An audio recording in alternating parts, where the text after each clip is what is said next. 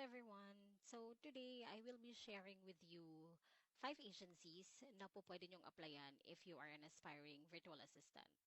So tuturo ko na rin sa inyo kung saan nyo makikita yung mga apply button nila. So let's start first with Athena. So ang website ni Athena is you can go to jobs.athenago.com. So ito na yung website niya. And then to apply, just click join now. Tapos, eto, nasa baba lang din naman to, makikita ninyo kung anong mga open positions nila. With Athena, ang tawag sa mga virtual assistant or executive assistant ay executive partner. So, you can just click learn more and then makikita nyo na dito. So, very transparent naman si Athena.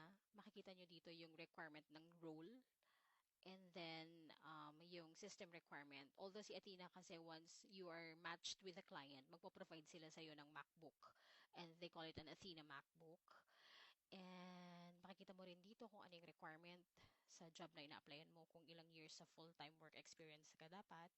And as I've mentioned, very transparent sila. So makikita mo na rin dito yung offer nila. Okay. So, to start your application, you just have to fill out this form. And yun, magdidire-diretso na yun. That's for Athena. And then another agency is I Need a VA.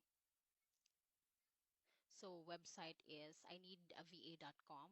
You just click here, join our VA family to apply.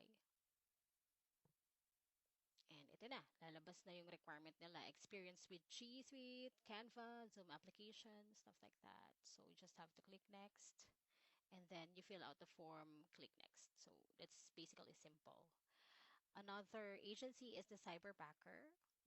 I'm sure familiar kayo dito kasi madalas to sa JobStreet, makikita mo siya. So, ito yung page niya. Just click apply now.